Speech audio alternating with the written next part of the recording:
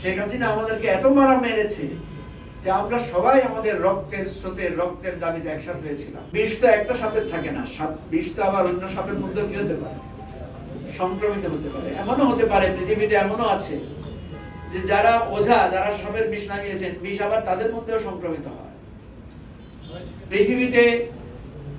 পৃথিবীর কথা বাদ দেই, আমরা আমাদের বাংলাদেশকেও যদি ধরি, যেই শেখ মুজিবুর রহমান বাংলাদেশ স্বাধীনতার নেতৃত্ব দিয়েছেন, স্বাধীনতার পর আমরা দেখেছি তিনিই বাংলাদেশের স্বাধীনতা গণতন্ত্রের প্রধান প্রতিবন্ধক এবং ধ্বংসাত্মক কাজের পালের গোদা হয়ে দাঁড়িয়েছেন।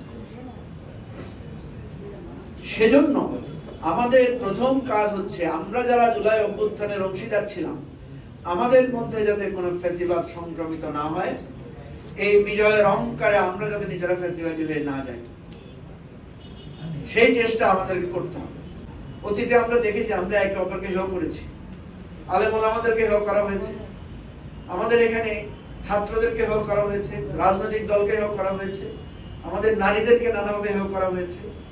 জুলাই আমাদেরকে শিখিয়েছে যে কাউকে কেউ হেয় করে আমরা সফলতা পাবো না, সবাই একসাথ হলেই কেবল সফল হব।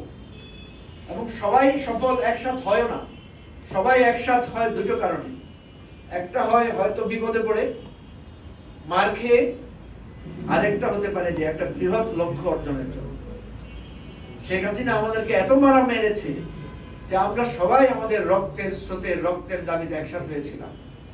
এবার একসাথ হতে হবে সেই সাফল্য যেটা পেতে চাই, যে রাষ্ট্রটা পেতে চাই, যে আমাদের এই বিভেদ দূর করার জন্য বা বৈষম্য দূর করার জন্য, সেই রাষ্ট্র গঠনের জন্য আমাদের সবাইকে একসাথে হতে হবে। এটাই আমাদের অনুপ্রেরণা।